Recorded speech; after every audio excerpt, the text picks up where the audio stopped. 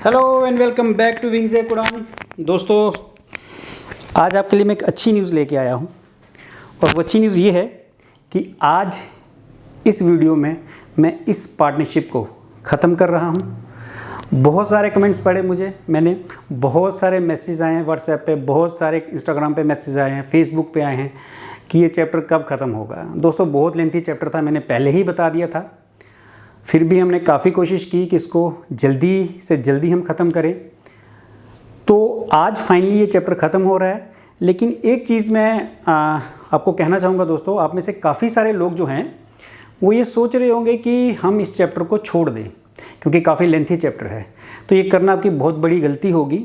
ऐसा आप बिल्कुल मत करिए क्योंकि ये चैप्टर कहने को तो एक ही चैप्टर है, लेकिन इसके अंदर 5 इसके सब हेड्स हैं। तो अल्टीमेटली आप कह सकते हैं कि 5 चैप्टर इसके अंदर हैं जिसमें से MCQ सबसे ज़्यादा पूछे जा सकते हैं आपको। तो आप इसको छोड़ने की गलती मत करें। अभी आपके पास बहुत टाइम है, आप कर सकते हो। अपने आप पे भरोसा रखो, मुझ पे भरोसा रखो, ये चैप्टर आप ज़रूर कर पाओगे। तो इसको कतई मत छोड़िएगा क्योंकि फिर आपका ही नुकसान होगा। तो आज इस चैप्टर को मैं ख़त्म कर रहा हूँ। उसके बाद जो आगे बचे हुए चैप्टर्स हैं उनको ज़्यादा टाइम नहीं लगेगा। इसके बाद मैं बैंक रिकॉन्सिलिएशन स्टेटमेंट या फिर अकाउंटेंसी के जो कंसेप्ट हैं और कन्वेंशंस हैं उनमें से कोई एक चैप्टर ले लूँगा। तो ये 2 मेन हैं, उसके बाद तो छोटे छोटे चैप्टर हैं वो जल्दी ही ख़त्म हो जाएंगे। तो सबसे पहले आज हम इस चैप्टर को कंप्लीट करेंगे। आज जो डेथ ऑफ पार्टनर है उसमें ट्रीटमेंट ऑफ गुडविल है, वो हमने रिटायरमेंट में किया हुआ है तो उसमें कुछ नया नहीं करना, इसलिए मैंने थोड़ा सा ही नीचे उसका ओवरव्यू ही बताना है। और लास्ट चैप्टर जो है डिसोल्यूशन ऑफ पार्टनरशिप, वो मैंने यहाँ पे लिख दिया मेरे बोर्ड के पीछे, उसके साथ रिलेटेड MCQs भी लिख दिए हैं। तो थोड़ी देर के लिए 10 सेकंड के लिए मैं स्क्रीन से हट रहा हूँ। पहले आप इसका स्क्रीनशॉट लो, जो मैंने लिखा है, जो MCQs लिखे हैं स्क्रीनशॉट लो। उसके बाद मैं वापस आता हूँ, फिर हम इस चैप्टर को डिस्कस करेंगे। चलिए स्क्रीनशॉट लीजिए पहले।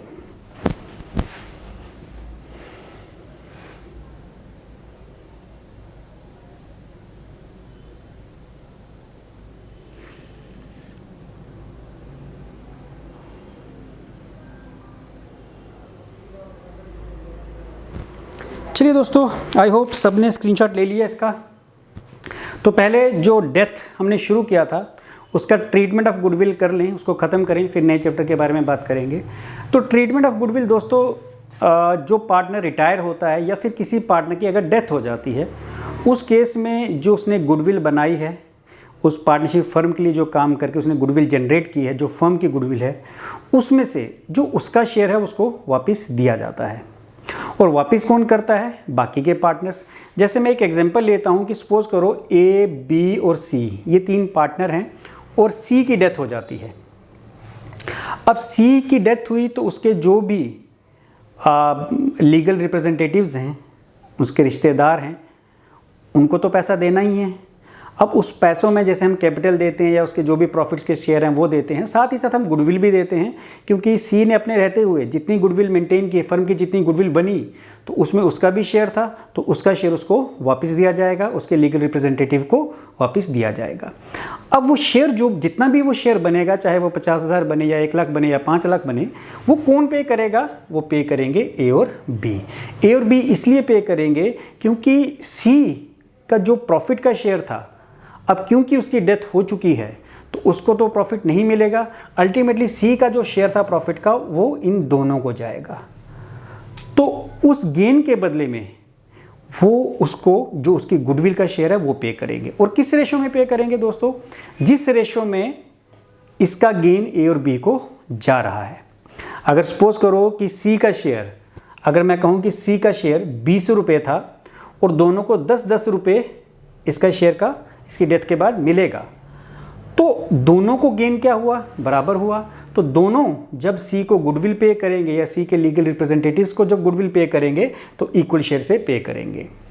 अगर मान लो इस 20 में से 15 A को जाता है और 5 B को, तो फिर उसी रेशो में पे करेंगे। रेशो क्या रहेगी? 3:1 कि अगर टोटल गुडविल 4 रुपये है, इसमें से 3 रुपये A पे करेगा, 1 रुपये A पे करेगा और 1 रुपया B पे करेगा। क्यों?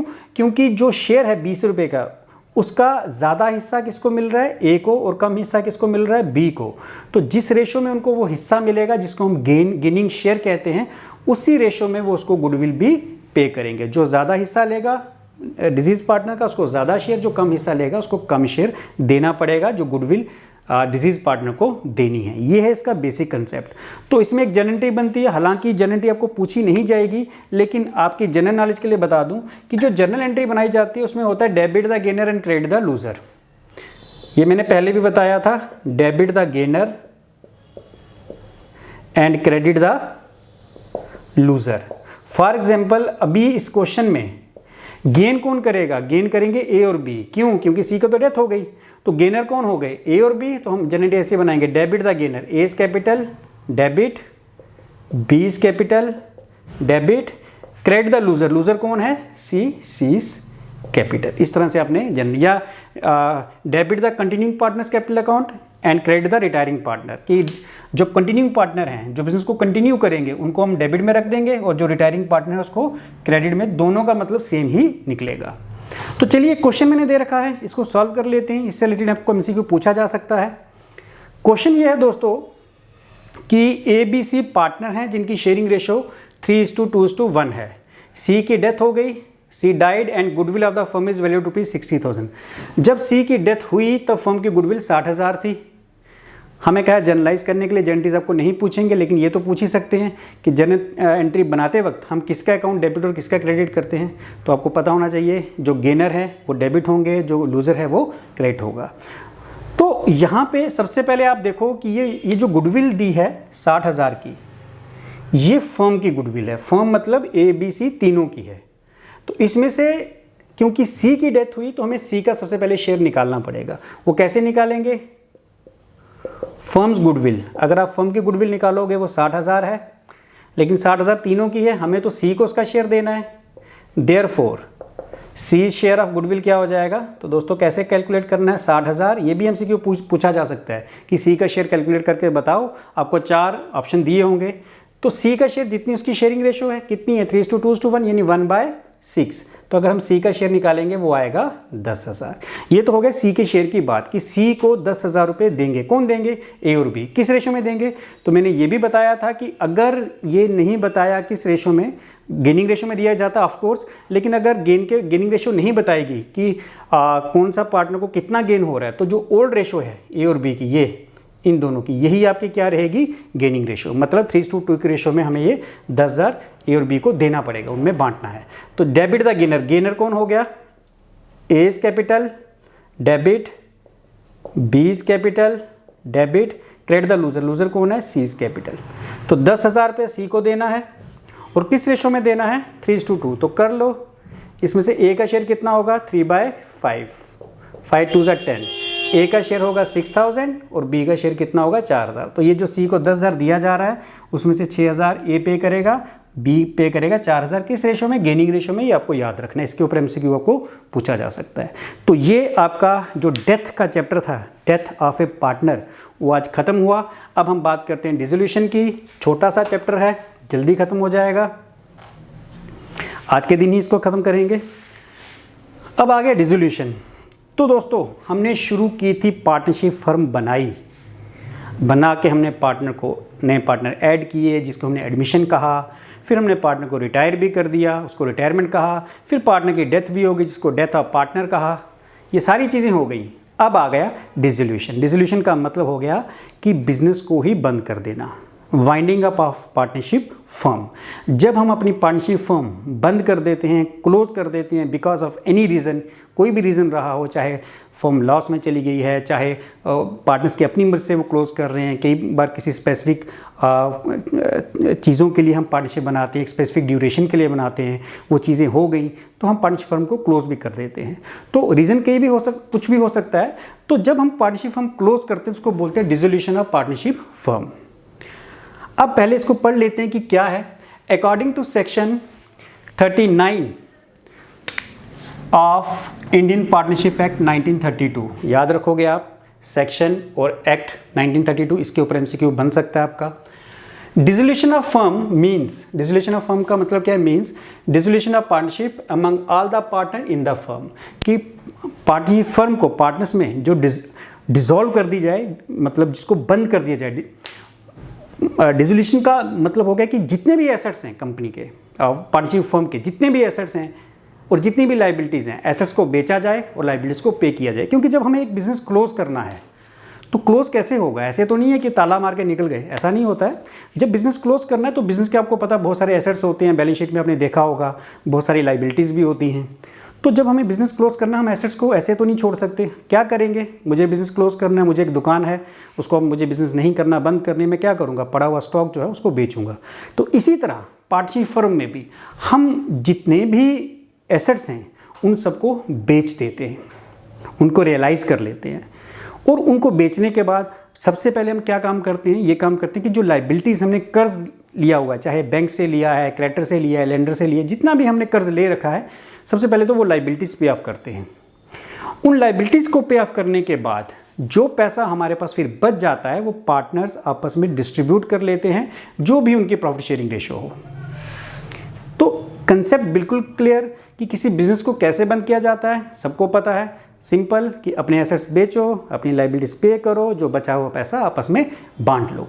तो वही ये कह रहा है, in such event all assets of firm are realised. कहता है इस केस में क्या होता है कि सारे के सारे एसेट रियलाइज मतलब बेचे जाते हैं एंड लाइबिलिटीज आर पेड, और लाइबिलिटीज को पे किया जाता है। उसके बाद जो पैसा बचता है पार्टनर्स आपस में बांट लेते हैं। अच्छा, अब एसेट्स कैसे बेचेंगे?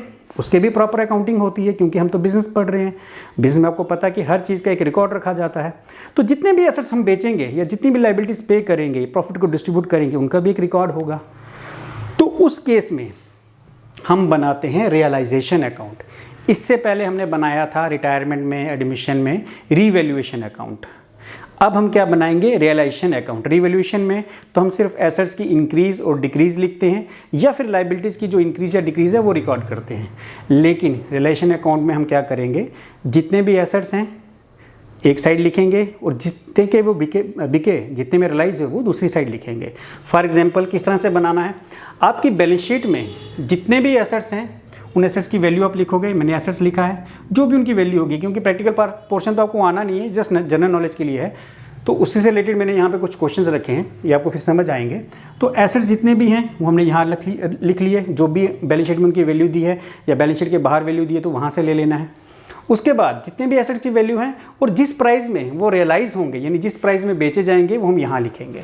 तो एसेट्स की वैल्यू हमने यहाँ लिख दी, ये एसेट्स की वैल्यू, और जिस वैल्यू पे वो बिके, यानी जितने में हमने बेचे वो हमने इस तरफ लिख देनी है। सपोज करो कि कोई बिल्डिंग थी, उसकी बैलेंस शीट में वैल्यू 1 लाख है और हमने यहाँ पे बेची 1,20,000 में, तो यहाँ पे हम लिखेंगे 1 लाख और यहाँ लिखेंगे 1,20,000। इसी तरह लाइबिलिटीज़ में उल्टा, बैलेंस शीट में जो दी गई लाइबिलिटीज़ हैं वो आप क्रेडिट साइड में लिखोगे, और जो लाइबिलिटीज़ पे करेंगे वो हम डेबिट साइड में लिखेंगे। उल्टा होगा, एसेट्स आपके डेबिट साइड आ गई और उनकी रियलाइजेशन वैल्यू, यानी जिस वैल्यू पे उनको बेचा गया वो क्रेडिट साइड में, और इस तरह लाइबिलिटीज़ का उलट, लाइबिलिटीज़ आपकी क्रेडिट साइड में, और जितनी लाइबिलिटीज़ हमने जितना अमाउंट पे किया उन लाइबिलिटीज़ का वो हम डेबिट साइड में लिख देंगे। उसके बाद अगर कोई पार्टनर, ऐसा भी होता है कि जब फर्म बंद हो रही है तो पार्टनर्स क्या करते हैं, कोई एसेट ले लेते हैं। पार्टनर्स आपस में डिसाइड करके कोई एसेट टेक ओवर कर लेते हैं। तो अगर किसी पार्टनर ने कोई एसेट लिया तो हम उसको क्रेडिट साइड में लिखेंगे, और अगर पार्टनर कई बार लाइबिलिटीज़ भी लेते हैं, वो कहते हैं अच्छा मैं बिल्डिंग ले लेता हूँ या मशीनरी ले लेता हूँ या स्टॉक ले लेता हूँ, बदले में ये वाली लाइबिलिटी में पे कर दूंगा। तो एसेट ले लिया हमने, क्रेडिट साइड में लिख दिया, और अगर कोई लाइबिलिटी ले ली तो हम उसको डेबिट साइड में लिख देंगे। इसी तरह जब हमने सारा यहाँ रिकॉर्ड कर लिया, अनरिकॉर्डेड एसेट्स भी होते हैं कई बार, ऐसे एसेट जिनका कोई रिकॉर्ड नहीं है, अगर वो भी बेचे गए तो इस तरफ, यानी जितने में भी एसेट बिकेगा, चाहे वो बैलेंस शीट में दिया है चाहे अनरिकॉर्डेड है, इस तरफ, और जितनी भी लाइबिलिटीज़ होंगी चाहे वो बैलेंस शीट में है चाहे अनरिकॉर्डेड है, वो इस तरफ आ जाएंगी, यानी डेबिट साइड में। जब ये हमने कर लिया तो फिर हमें देखना है साइड कौन सी बड़ी है। अगर आपकी ये वाली साइड बड़ी है तो आपका आएगा प्रॉफिट ऑन रिवैल्यूएशन। मतलब ये कि जितने भी एसेट्स थे, मान लो 1 लाख के एसेट थे और 70,000 की लाइबिलिटीज़ थी, तो 30,000 का प्रॉफिट हो गया। वो प्रॉफिट पार्टनर्स आपस में बांट लेंगे, जो भी उनकी ओल्ड प्रॉफिट शेयरिंग रेशियो होगी। और अगर ये साइड बड़ी है, यानी लाइबिलिटीज़ ज़्यादा एसेट्स कम है, तो लॉस ऑन रिवैल्यूएशन वो भी पार्टनर्स को भरना पड़ेगा, देना पड़ेगा। तो वो लॉस भी पार्टनर्स को ही डिस्ट्रीब्यूट करना पड़ेगा हमें। तो इस तरह से हमें एक रिलेशन अकाउंट बनाना पड़ता है। आगे इसमें काफ़ी सारी चीज़ें हैं। पार्टनर्स कैपिटल अकाउंट वैसे ही बनाना है जैसे आप बनाते आ रहे थे, लेकिन एक दो छोटी छोटी चीज़ें हैं उसमें जो अलग हैं, बट वो यहाँ पे डिस्कस नहीं करेंगे क्योंकि उनका यहाँ पे आपका कोई रोल है नहीं। आपको तो MCQs आने हैं, तो इसलिए प्रैक्टिकल पोर्शन में मैं ज़्यादा नहीं जाऊँगा। अब इनसे रिलेटेड जो MCQs हैं वो क्या हैं? कैसे MCQs आपको पूछे जा सकते हैं मैं वो बता रहा हूँ। So the very first is, ये आपने खुद करने हैं, मैंने करवा दिया है, आपने खुद करने हैं। At the time of dissolution of firm if goodwill appears in balance sheet it is transfer to.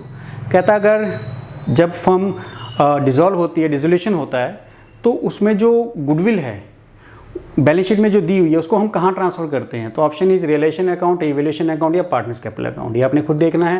Eight the time of dissolution assets and liabilities are transfer to. जब डिसोल्यूशन होता है तो एसेट्स और लाइबिलिटीज को हम कहाँ transfer करते हैं। Option A is revaluation account, option B is realisation account, option C is partners capital account. Third MCQ is unrecorded assets when realise is credited to. Unrecorded assets को जब हम realise करते हैं, बेच देते हैं, तो उसको हम कहाँ क्रेडिट करते हैं। Realisation account, partners capital account और नन ऑफ दीज। और अनरिकॉर्डेड लाइबिलिटीज व्हेन पेड, जब अनरिकॉर्डेड लाइबिलिटीज़ को भी हम पे करते हैं तो कहाँ डेबिट की जाती हैं। Realisation account, partners capital account या नन ऑफ दीज। तो ये कुछ MCQs हैं इससे रिलेटेड, ये आप खुद प्रैक्टिस करो, तो इनके जवाब मैं आपको अगले वीडियोज़ में बता दूंगा। तो ये था आपका पूरा का पूरा पार्टनरशिप, आज मैंने ख़त्म कर दिया। नेक्स्ट वीडियो आपका या तो अकाउंटिंग कंसेप्ट्स लेके आऊँगा या फिर BRS, दोनों में से एक। तो देखते हैं, नेक्स्ट वीडियो में ही डिसाइड करेंगे। तो आज के लिए दोस्तों इतना ही।